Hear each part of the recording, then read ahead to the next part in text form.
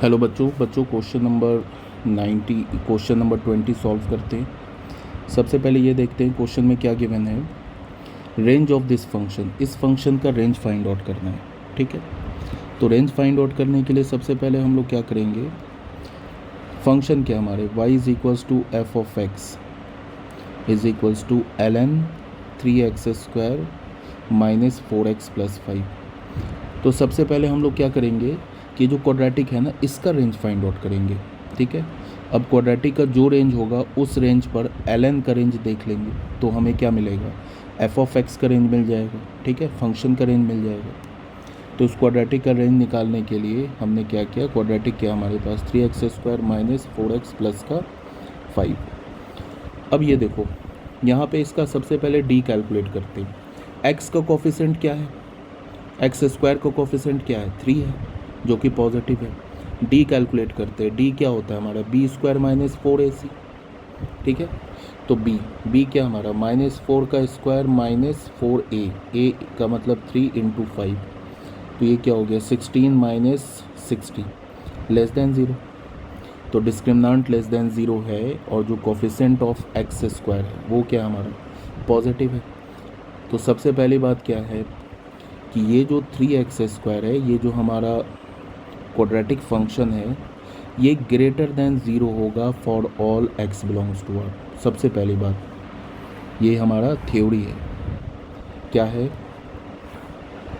कि अगर कोई भी क्वाड्रेटिक है ax² plus bx plus c is equals to, ये अगर मान लो हमारा एफ ऑफ एक्स फंक्शन है, अगर इसमें a ग्रेटर देन 0 है and d discriminant less than 0 है, तो फिर यहाँ से क्या पता चलेगा कि जो हमारा फंक्शन एफ ऑफ एक्स है वो ग्रेटर देन 0 होगा for all x belongs to R. तो यहाँ पे ये जो क्वाड्रेटिक होगा ये क्या होगा, ग्रेटर देन 0 होगा सभी रियल नंबर के लिए, ये वाला क्वाड्रेटिक। ठीक है, अब हमें पता तो चल गया पॉजिटिव है, बट इस क्वाड्रेटिक का रेंज क्या है। तो क्वाड्रेटिक क्या होगा, पैराबोला होगा। अब पैराबोला एक्स एक्सिस से ऊपर होगा, बिकॉज पॉजिटिव ऐसा कोई होगा पैराबोला ही। अब इसका हमें ना वर्टेक्स देखना है सबसे पहले।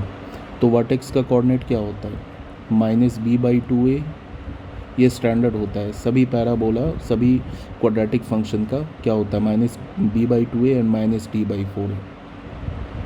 तो इसका जो भी रेंज होगा वो रेंज क्या होगा, ये हमारा आ जाएगा -d/4a से लेके कहाँ तक होगा, पॉजिटिव इन्फिनिटी तक।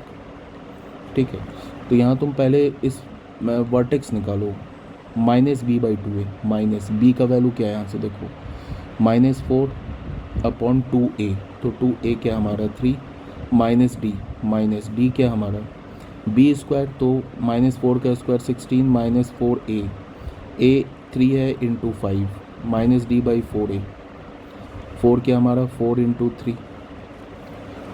तो बच्चे वर्टेक्स क्या हो गया हमारा 2/3, और ये क्या हो जाएगा -60 माइनस 16 -44/4 इंटू 3।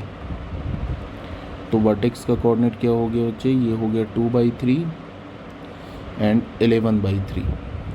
कहने का मतलब क्या है कि ये जो हमारा क्वाड्रेटिक है ना, ये क्वाड्रेटिक क्या होगा, इस क्वाड्रेटिक का वैल्यू जो होगा, रेंज होगा, जो क्वाड्रेटिक का रेंज ऑफ इस क्वाड्रेटिक का, अभी फंक्शन की रेंज की बात नहीं कर रहे, 3x² माइनस 4x प्लस 5, ये ग्रेटर देन इक्वल्स टू क्या होगा 11/3।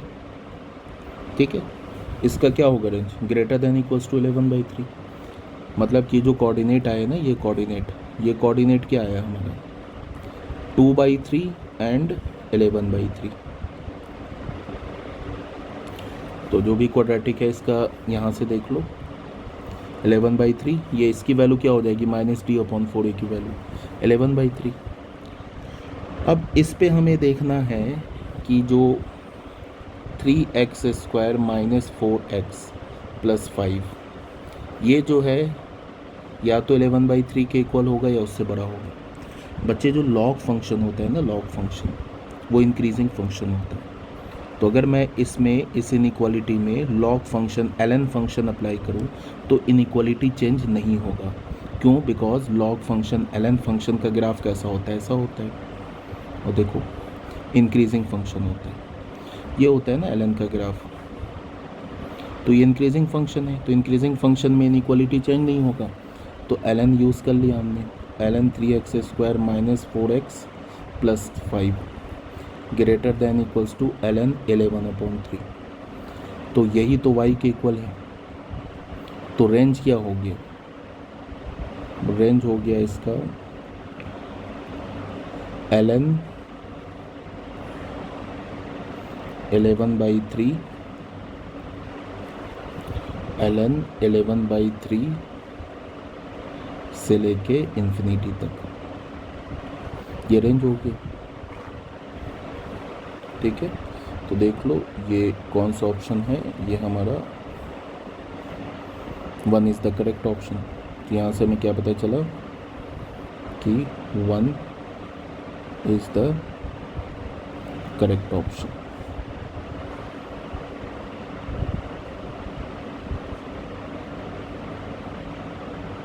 ओके बच्चों, थैंक यू वेरी मच।